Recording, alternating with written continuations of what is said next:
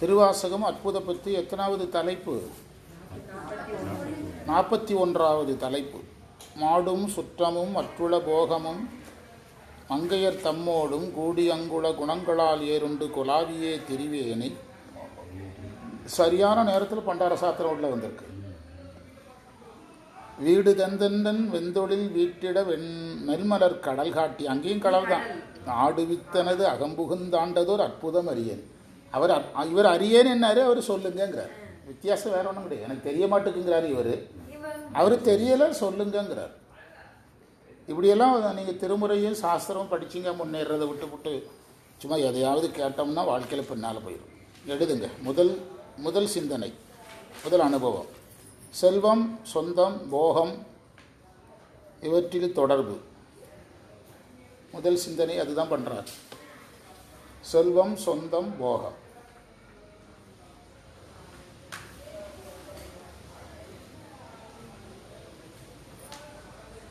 மாணிக்க வாசகர் இந்த மூன்றையுமே காரண காரியத்தோடு வைக்கிறார்.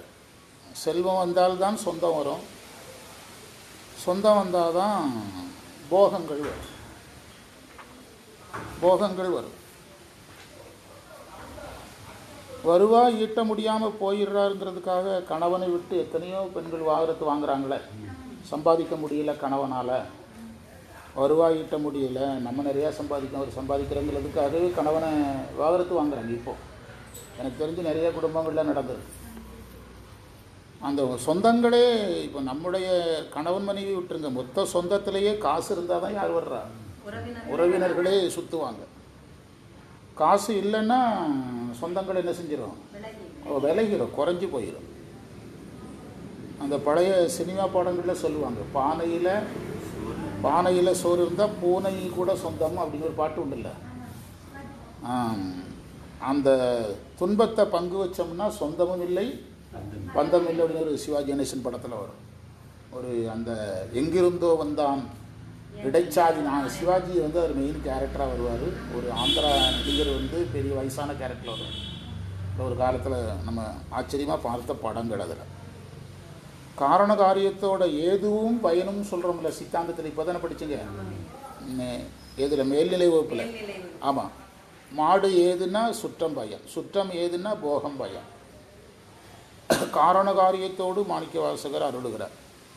காசு வந்தவுடனே சொந்தம் பெறுகிறோம். இந்த மாவட்டத்தில் இந்த கொங்கு மண்டலம் முழுவதும் எல்லாரும் அருட்சிலர் எனக்கு சொந்தம் பயம். ஏன்னா அவர்கிட்ட காசு இருந்ததுனால. உண்மையான சொந்தக்காரனை யாரும் சொல்ல மாட்டாங்க. எல்லார்ட்டையும் கேளு யாரும் பா அவர் அருட்சிலர் எங்கள் சொந்தக்காரன் பா, ஏன்னா அவர்கிட்ட செல்வம் இருந்ததுனால. உண்மையான சொந்தக்காரங்க இருந்திருக்கலாம், எல்லாருமே சொல்லுவாங்க. இது உலக இயற்கை. அதனால தான் செல்வத்தையும் நம்ம ஒரு அளவு வச்சுக்கிடணும். அதனால ஞானிகள் சொல்கிறாங்கல்ல, செல்வம் அளவாக இருந்தால் நம்மை காப்பாற்றும், நிறைய இருந்தால் நாம அதை காப்பாற்றணும். அவ்வளோதான் வித்தியாசம். அந்த ஒரு கடலூர்லேருந்து ஒரு பேராசிரியர் பேசுவார்ல, அவர் சொல்கிறாரு என்கிட்ட, ஒரு அவசர வேலை, வீட்டில் கெஸ்ட் வந்திருந்தாங்க, சாவியை கொடுத்துட்டு என் பாட்டுக்கு கிளம்பி போயிட்டேன், வகுப்புக்கு போயிட்டேன், நீங்கள் வீட்டை பூட்டிட்டு போங்க அப்படின்னு சொல்லிட்டு போயிட்டேன். வீட்டை பூட்டினான்னா பூட்டலன்னா அங்கே என்ன புக்கு தானே இருக்குது அப்படிங்கிறார்.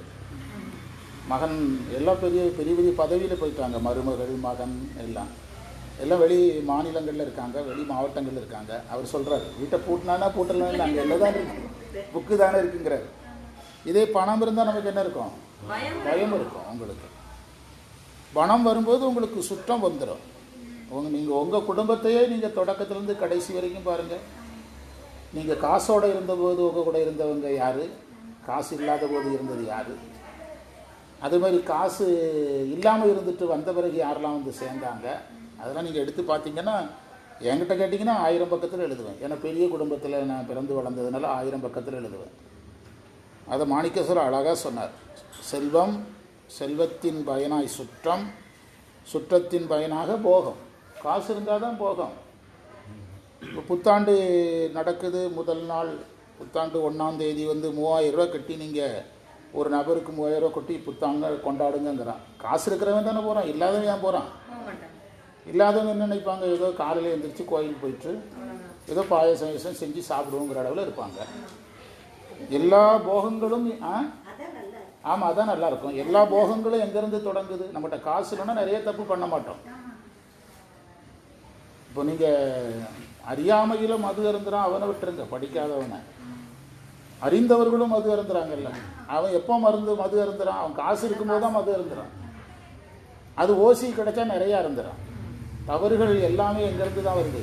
காசு. லஞ்சம் வந்தால் ரொம்ப தவறு செய்கிறான். லஞ்ச காசு வரும்போது நிறையா தப்பு பண்ணுறான்.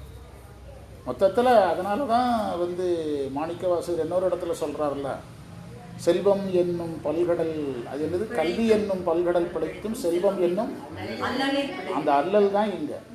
காசுனாலே குற்றம்னு தான் அர்த்தம். காசுங்கிற சொல்லுக்கு குற்றம்னு அர்த்தம். அதை அவள் அழகாக பதிவு பண்ணார். கூடி அது கூடும்போது என்ன ஆகுது? உங்களுக்கு அவன் அழுந்துகிறான். அது இல்லறவாசியாக இருந்தாலும் நிலையற்ற இன்பத்தில் அருந்துறான். பிறகு அதிலிருந்து ஒரு தாக்கம் வரும். ஏறுண்டு அப்படின்னார். ஏறுண்டுன்னா தாக்கப்படுதல்.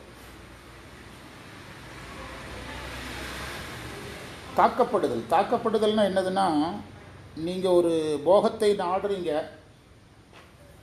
நம்ம நினச்சி போனோம், இப்போ சினிமாவுக்கு நல்லா ஜாலியாக போயிட்டு வரலான்ட்டு போகிறோம். போகும்போதும் மழை, வரும்போதும் மழை, தியேட்டர்லேயும் ஒழுங்காக கரண்ட் இல்லைன்னா நம்ம நினச்சது நடக்கல. அப்போ அது என்ன ஆகும்? மேலும் டென்ஷன் ஆகும். மேலும் போகும்போது நனைஞ்சு போய் வரும்போது எப்படா வீட்டுக்கு வர்றதுன்னு தியேட்டருக்காரன் படம் முடிச்சுட்டு வெளியே போங்கன்னு கேட்ட போட்டுவான். அதுக்கு ஒரு படம் நல்லாலாம் அது வேலை டென்ஷன் ஆகி பிறகு அங்கேயே மழையினால் கரண்ட்டு போயிருந்தால் எப்படி இருக்கும்? நான் ஒரு போகம் சொல்லியிருக்கிறேன். நீங்களே இங்கேருந்து மூணாறுக்கு டூர்னு கிளம்புறீங்க. கிளம்பும்போது இயற்கை ரீதியாக நல்லா சாதகமாக சொல்கிறான். பொள்ளாச்சி கிராஸ் பண்ணி அங்கே போன பிறகு மழை வருது, நீங்கள் நினச்ச இடத்துக்கு போக முடியல, நினச்சதை பார்க்க முடியல. அப்போ என்ன செய்யுது? ஒரு தாக்கம் வருது. நிலையற்ற இன்பங்கள் எல்லாமே. இப்போ நம்ம கோயிலுக்கு வர்றோம், சாமி பார்க்குறோம், பார்க்கல, பெருசாக டென்ஷன் ஆகாது. இப்போ நம்மளே யாத்திரை போகிறோம், சில கோயில் பார்க்க முடியல, என்ன ஆகிடும்? ஒன்றும் ஆக போகிறதில்ல. ஏன்னா சாமியை தானே பார்க்க போனோம். கடைசியில் நம்மளே சொல்லுவோம், சாமி என்ன எல்லா இடத்துலையும் தானே இருக்கிறாரு அப்படிம்போம். இல்லைன்னா வேற ஒரு கோயிலை பார்த்து மனசை என்ன செய்வோம். ஆனால் அப்படி கிடையாது. மூணாருக்கு இன்னொரு 6 பாருன்னா நமக்கு மனசு ஆறாது. பிளான் பண்ணது மூணாறு சார், அது நடக்கலை சார். இப்போ இந்த பிள்ளைலன்னா இன்னொரு பிள்ளைய கல்யாணம் பண்ணுன்னா கேட்குறானா? தற்கொலை பண்ணிக்கிட்டான்ல. எனக்கு அதனால் தாக்கப்படுறான். அந்த பையனாக இருக்கலாம், பிள்ளையாக இருக்கலாம்.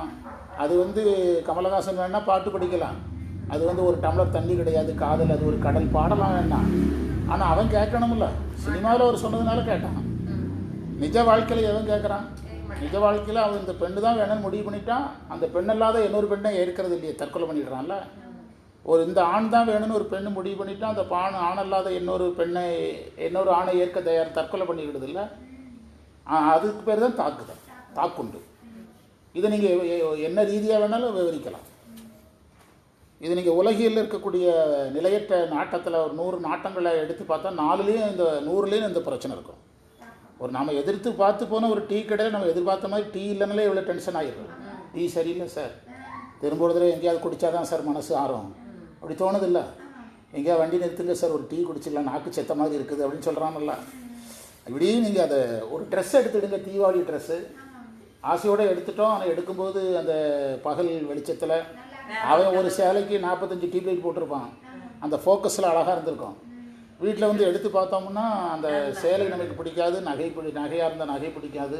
இப்படி எல்லாமே எதை தாக்குகிறது. நம்ம அதுக்கு பேர் தான் என்னதுனாரு? தாக்குண்டுனாரு. நீங்கள் நிலையற்றதில் எதில் போனாலும் நீங்கள் ஒரு ரியாக்ஷனுக்கு நீங்கள் தயாராக இருக்கணும். ஒரு ரியாக்ஷனுக்கு என்ன செய்யணும்? தயாராக இருக்கணும். அது ரியாக்ஷன் பண்ணும். அது தாக்குண்டுனார். அவற்றை பாராட்டி திரிவேனை. அதனால் தாக்கப்பட்டாலும் அதை பற்றி பெருசுபடுத்துறதில்லை. தாக்கப்பட்டாலும் அதனால் அவன் பெருசுபடுத்துறதில்லை. அதாவது ஒரு பெண்ணே மறுத்தாலும் அவன் அதை சீரியஸாக எடுக்கிறானா? அந்த சினிமாவில் கதாநாயகங்கள்லாம் பார்க்குறோம்ல, மறுக்கிறானா? ஒரு பஸ்ஸில் ஒரு பாட்டு போடுறேன், ஒரு பொய்யாவது சொல்லு கண்ணே அப்படிங்கிறான். நான் உன்னை விரும்புகிறேன்னு ஒரு பொய்யாவது சொல்லு, நான் அந்த வார்த்தையில் என்ன செஞ்சிருவேன். அப்படி ஒரு பாட்டு வருது சினிமாவில், பஸ்ஸில் போடுறான். எல்லாத்தையும் கவனிக்கணும். நீ விரும்புகிறேன்னு ஒரு பொய்யாவது சொல்லு, நான் அந்த பொய்யில் என்ன செஞ்சிருவேன், வாழ்ந்துருவேன் அப்படின்னா அவன் அதை விட ரெடி இல்லையே. நீங்கள் அந்த தாக்குண்டு பாராட்டி அது அவனை தாக்குகிறது. கிடைக்காதுன்னு சொன்ன பிறகு என்ன செய்ய மாட்டேக்கான்.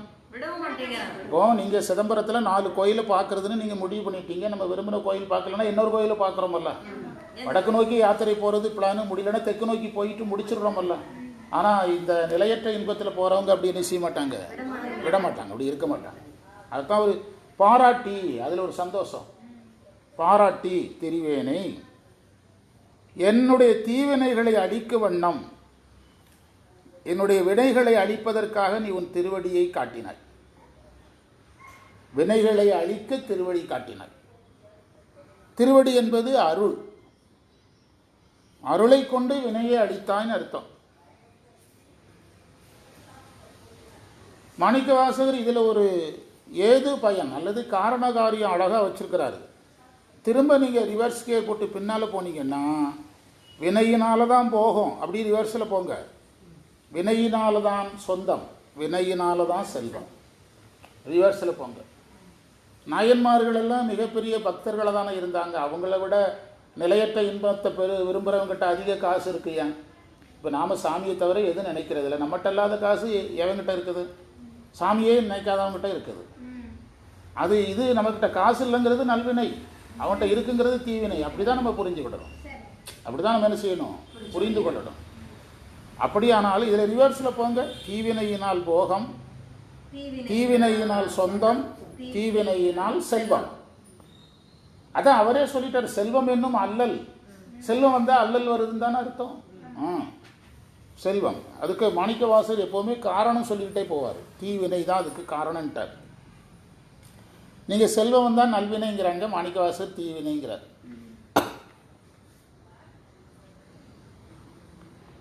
நம்ம நவராத்திரி விழாவில் நம்ம எவ்வளவு பணம் வந்தது வரலன்னு யார்கிட்டையும் கூப்பிட்டு 5 ரூபா கூட கேட்கவே இல்லை. வந்ததை செலவழித்தோம், பற்றாக்குறை வந்தது, நம்ம போட்டோம். பிறகு நான் ஒரு அடியாரை 4-5 தடவை தொடர்பு கொண்டு அவர் பாவம், அவரை பாராட்டணும். இன்னொரு செல்வந்தர் ஒருத்தர் பிடிச்சி பணம் வாங்கி கொடுத்த பிறகு தான் நம்ம இப்போ 1500 ரூபா மிச்சம். அதாவது உங்களை நீங்கள் 500 ரூபா போட்டிங்கன்னா 1000 ரூபாவும் நன்கொடை பாரத மாதா போட்டிருக்காங்க. மேக்ஸிமம் நன்கொடை யாருன்னு பார்த்து அதுக்கு அளவுக்கு நானும் 1000 ரூபா போட்டுட்டு 2500 என்னுடைய பணத்தை எடுத்துகிட்டு 1500 ரூபா திருப்பி கொடுத்துரு. நீங்கள் அந்த கணக்கெல்லாம் பத்திரமா வச்சுக்கிடுங்க. நம்ம அதை திருமுறை வகுப்பில் அந்த கணக்கு திரும்ப வாசிக்கணும். ரிவைஸ் அக்கௌண்ட்டு அது திரும்ப நம்ம வாய்மொழியால் சொல்லியிருக்கிறோம். அதை முறைப்படி அறிவிப்போம். எவ்வளோ வர வந்தது, எவ்வளோ சொல்லி 1500 ரூபா மிச்சம். இதில் ஃபேன் மாட்ட போகிறோம். நம்ம சித்தாந்த பாடசாலையில் கொஞ்சம் பணம் இருக்குது, அதை போட்டு 2 ஃபேன் மாட்ட போகிறோம். கோயிலில் கேட்குறாங்க, செஞ்சு கொடுத்துருவோம். உங்களுக்கும் பயன்படும் இல்லை. நீங்கள் தான் ஃபேன் இருந்தால் தானே வருவோங்கிறீங்க. தாக்குண்டு புரியுதா? ஃபேன் இல்லைன்னா பரவாயில்லன்னு யார் சொல்கிறீங்க? ஈரோட்டில் வகுப்பில் எனக்குன்னு ஃபேன் மட்டும் வச்சுருக்காங்க. நான் ஆஃப் பண்ணி தான் வைப்பேன். பெரும்பாலும் ட்ரை ஆகும் உடம்பு. ஆமாம், இல்லை அப்படி இல்லை, எனர்ஜி லாஸ் ஆகும். ஃபேனில் அதிகமாக இருந்தோம்னா உடம்புல ஈரத்தை அது இழுக்கும். அது அதில் ஒவ்வொருத்தர் உடம்பை பொறுத்து. என்னுடைய உடம்புல நான் கட்டிட்டு காட்டன் வேஸ்ட்டு இல்லை 5% பாலிஸ்டர் கலந்தால் நான் கண்டுபிடிச்சிருவேன். சிவார்ப்பணம் குருவே போட்டு இந்த வேஸ்ட்டில் 5% பாலிஸ்டர் கலந்துருந்தால் நான் கட்டினோட கண்டுபிடிச்சிருவேன். என்னென்னா ஓவராக வேர்க்கும், எனக்கு என்னமோ அன்னீசியாக இருக்குது, கட்ட மாட்டேன். அதை சும்மா வீட்டில் ரஃப்யூஸுக்கு வச்சுருவேன். அதே மாதிரி தான் அது நம்ம இந்த வேலை செய்கிறவங்களுக்கு அது படிப்படியாக தெரிய ஆரம்பிச்சிடும். நம்ம உடம்புல ஈரத்தை உரியும், சோர்வு வந்துடும் சீக்கிரத்தில். அதனால தான் பெரும்பாலும் நம்ம காற்றோட்டமாக வெளியே உட்காந்துடணும். எதில் இருக்கிறத தவிர்த்துக்கிடணும். இன்றைக்கி கொஞ்சம் வீட்டில் அதிகமாக இருந்தேன். 4 மணிக்கு எழுந்திரிச்சேன். 4:30 மணி வரைக்கும் கொஞ்சம் நடந்து உடற்பயிற்சி பண்ணிவிட்டு ரெடியாகி வீட்டில் வெளியே உட்காந்து படிச்சுட்டு தான் இருந்தேன். வெளியே தான் சரியா வச்சுக்க. எல்லாருமே பண்டாரம் ஆகிடாதீங்க படிச்சு. பண்டாரம்னா என்ன அர்த்தம்? ஞானம்னு அர்த்தம்ங்க. பண்டார சாத்திரம்னா ஞான நூல்னு அர்த்தம். மூல பண்டாரம். இப்போ அந்த காலத்துலலாம் வீடுகளுக்கு பண்டாரம் வந்திருக்காருப்பாங்கல்ல, அவர் என்ன ட்ரெஸ் கட்டியிருந்தார்? அதனால ஒரு பண்டாரம் பேர். அவர் இந்த செல்வம் வேண்டான்னாரு, சுத்தம் வேண்டான்னாரு, இந்த போகம் வேண்டான்னாரு. அதனால அவருக்கு பண்டாரம். அதிலிருந்து வந்தது தான் பூஜை செய்கிறவங்களில் பண்டாரம். அவங்க ஒரு கட்டத்தில் அதை தொழிலாக மாறி போயிட்டு அட்மினிஸ்ட்ரேஷனாக மாறி அது பிழைப்பாக மாறும். எப்போவுமே ஒன்று நிர்வாகமாக மாறும், பிறகு பிழைப்பாக மாறும்.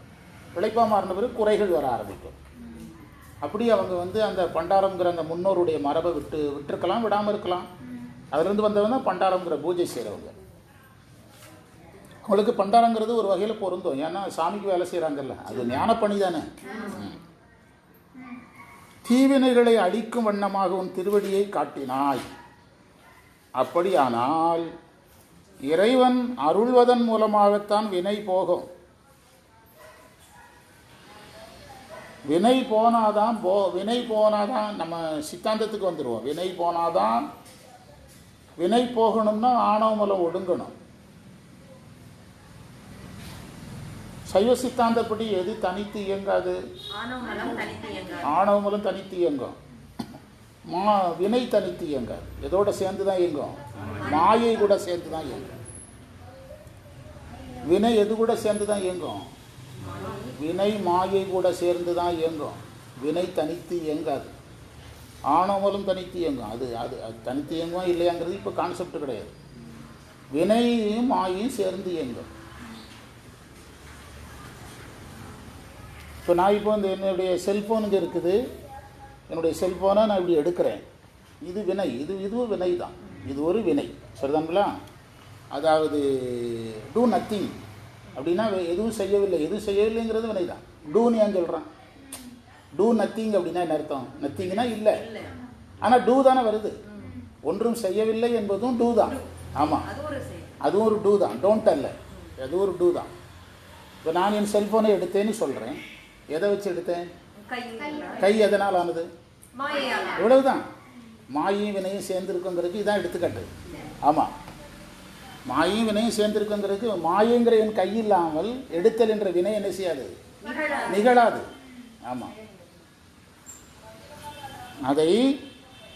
அதனால் எல்லாத்தையும் வினை மேலே ஏற்றுனதுனால நீங்கள் இங்கே வந்து தப்பாக நினச்சிடக்கூடாது. வினை மேலே ஏற்றுறாருன்னா மாயையும் சேர்த்து ஏற்றுறாருன்னு அர்த்தம். வினை போக்கணும்னா எதை ஒடுக்கணும்? ஆணவ மலத்தை ஒடுக்கணும். 3 மலங்கள் நீக்கம் நிகழ்வதை தான் வினைன்னு சொன்னார். மாணிக்கவாசகர் வினை என்று அருளி இருந்தாலும் 3 மல நீக்கமாகவே எடுக்கணும். அதுக்கு ஏன்னு நீங்கள் கேட்கலாம், பின்னால் வருது. வீடு தந்துங்கிறாரு. அவர் காரண காரியத்தோடு அழகாக எழுதுகிறார். நீங்கள் குழம்புனா அதுக்கு நான் பொறுப்பு கிடையாது.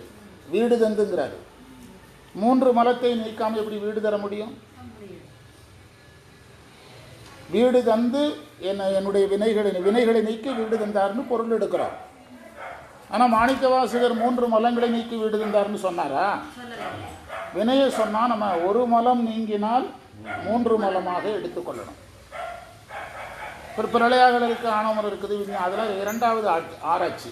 வீடு வீட்டிற்கு செல்பவருக்கு எத்தனை மலம் இருக்கக்கூடாது? ஆணவமலம் ஒடுங்கி இருக்கணும், மாயை போயிருக்கணும், தன்மம் போயிருக்கணும். ஆனால் மாணிக்கவாசகர் எதை நீக்கிறதை மட்டும்தான் சொல்கிறாரு, வினை நீக்கத்தை மட்டும்தான் சொல்கிறாரு.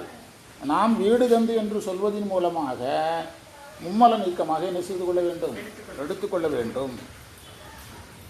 அடுத்து பாருங்க, ஆனந்த கூத்தாட செய்து. என்னை ஆனந்த கூத்தாட செய்தான்ங்கிறாரு. கண்டபத்தில் கூட இதை சொல்லலை. அந்த மேலா ஆனந்தமும் அணிவழுதில்லை கண்டேன்னு தான் சொன்னார். இங்கே ஆனந்த கூத்து ஆடுனேங்கிறார். ஆனந்த கூத்து ஆடுவதை உண்மை விளக்கம் சொல்கிறது. ஆனந்த கூத்தை கண்டதை கண்டபத்தில் சொல்கிறாரு. இங்கே இவரே ஆடுனேங்கிறார். புரியுதா உங்களுக்கு? இவரே ஆடியதாக சொல்லுகிறார். எனவே மும்மல நீக்கத்தை வலுவாக சொல்லுகிற மந்திரம்.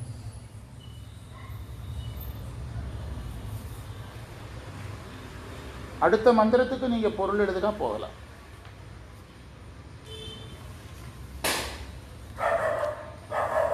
வகுப்புகளில் நான் சொல்லக்கூடிய குறைகள் வந்து யாரையும் நான் குறை சொல்கிறதில்ல.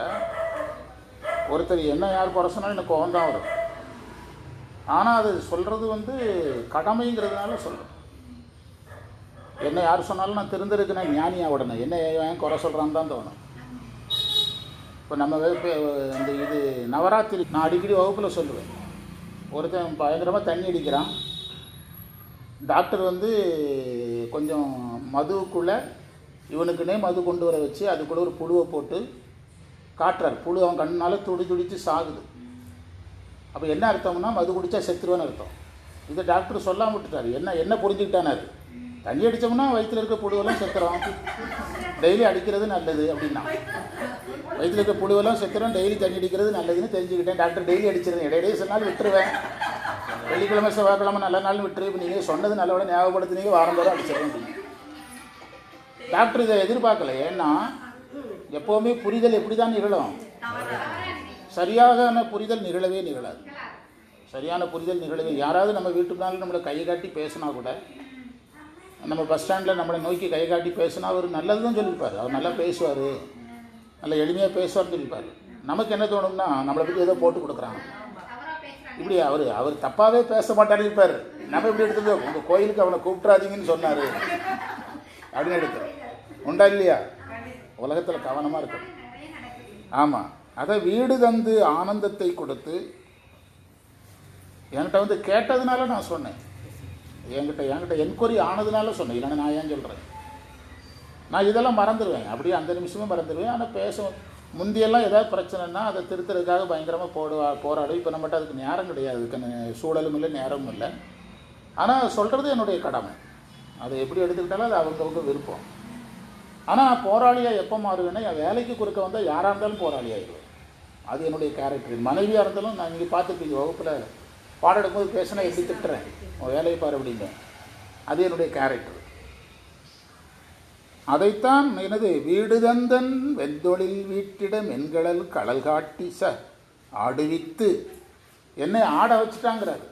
ஆடுவித்தவா எங்கே இருக்குது?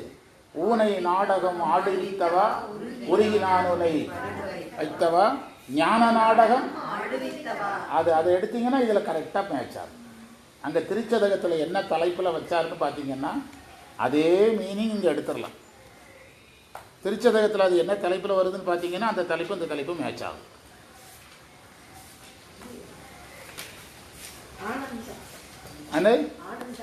ஆனந்தாதி எங்கே என்ன சொன்னார்? எதில் ஆடனாரு? ஆனந்தத்தில் தானே ஆடுறனாரு. இப்படி பொருள் பார்க்குற அன்னைக்கு தான் நீங்கள் திருமுறை படிக்க முடியும். உரையில் எழுதி வாசித்தா வாசிங்க, 500 யுகத்துக்கு வாசிங்க. மாணிக்க வாசகர் இவன் திருவாசம் பண்ணுறதும் ஒன்று தான், பண்ணாமல் இருக்கிறதும் ஒன்று தான் பாரு. இந்த மாதிரி யோசிச்சோம்னா அவர் சந்தோஷப்படுவார். நாம் 41வது பதிகத்தில் 5வது மந்திரத்தை எழுதுனா இவனு இதை கொண்டு போய் எங்கே கனெக்ட் பண்ணுறாங்க? திருச்சதகத்தில் கொண்டு போய் கனெக்ட் பண்ணுறானோ அப்படின்னு யோசிப்பார். அற்புதமான மந்திரம். மாடும் சுத்தமும் அற்றுள போகமும் மங்கையர் தம்மோடும் கூடியங்குள குணங்களால் ஏறுண்டு குலாவியே திரிவேனை வீடு தந்து எந்தன் வெந்தொழில் வீட்டிட மென்மலர் கலல் காட்டி ஆடுவித்து எனது அகம் புகுந்து ஆண்டதோர் அற்புதம் அறியேனே. அடுத்த மந்திரத்துக்கு பொருள் எழுதிட்டு போங்க, பொருள் எழுதிட்டு போங்க, அதுக்கப்புறம் பார்த்துக்கலாம். அதாவது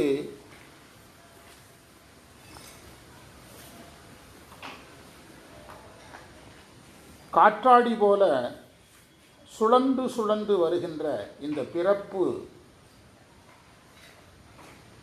இறப்புகளை நீக்கும் வழிகளை நான் நினைக்கவில்லை. வழிகளை நான் நினைக்கவில்லை. காற்றாடி போல சுழன்று சுழன்று வரும் இந்த பிறப்பு இறப்புகளை நீக்கும் வழிகளை நான் நினைக்கவில்லை. நீங்கள் இது பாடத்தை போடுறதுக்கு முந்தைய யார்கிட்ட கேளுங்க, என்ன எடுக்கணும்னு சொல்லித்தரேன். பாடம் மட்டும் போனால் போதும். நிலையற்ற இன்பத்தில் மங்கையர் தம்மோடும் பிணைந்துன்னு வர்றார்ல, அதுதான் நிலையற்ற இன்பம். நிலையற்ற இன்பத்தில் அழுந்தி நுகர்ந்தே அலைந்தே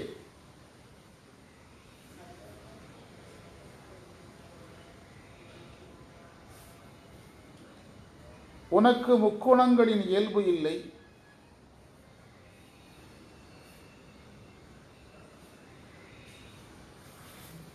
தத்துவ அடையாளங்களும் உனக்கு கிடையாது. 36 தத்துவங்களால் தன்னை காட்ட வேண்டிய அவசியம் இறைவனுக்கு இல்லை. தத்துவ அடையாளங்களும் உனக்கு இல்லை.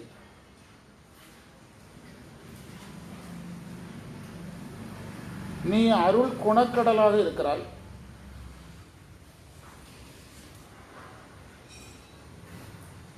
இளமையானவனாக இருக்கிறாய்.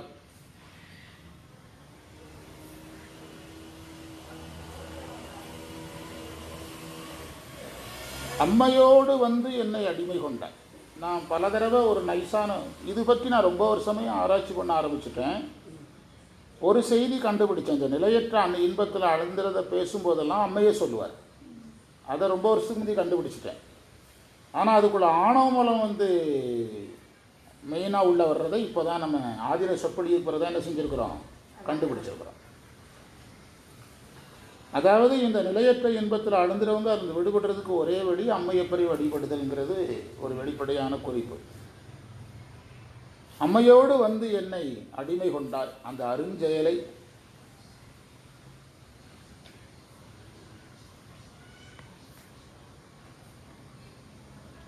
இது என்று என்னால் இதுதான் என்று என்னால் அறிய முடியவில்லை.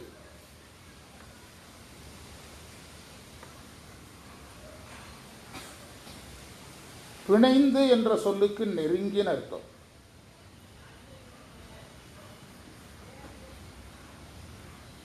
கோமளம் என்ற சொல்லுக்கு இளமை என்று ஒரு பொருள், பச்சைன்னு ஒரு பொருள். சியாமளான்னு தான் பச்சை, கோமளம்ங்கிறதையும் பச்சைம்பாங்க. அபிராமி அந்த அதில் வரும். சியாமளாதேவி, கோமளவல்லின்னு அம்மையை சொல்லுவாங்க.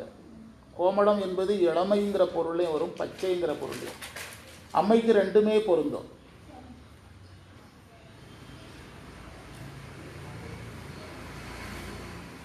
சாந்த வடிவ தெய்வங்களை இளமையாக காட்டுவாங்க, வேக வடிவ தெய்வங்களை ரெண்டு விதமாக காட்டுவாங்க. இளமையாக காட்டினா அந்த தெய்வம் ரொம்ப வேகமாக இருக்கும், கொஞ்சம் இளமை குறைவாக காட்டினா அந்த தெய்வம் கொஞ்சம் சாந்தமாக இருக்கும். இந்த மகிஷாசுரமர்தினி எல்லாம் பார்த்தீங்கன்னா முகத்தில் ரொம்ப இளமை தெரிஞ்சதுன்னா வேகமாக இருக்கும். அதே முகத்தில் கொஞ்சம் இளமை குறைவாக இருந்துச்சுன்னா வேகம் குறைவாக இருக்கும்.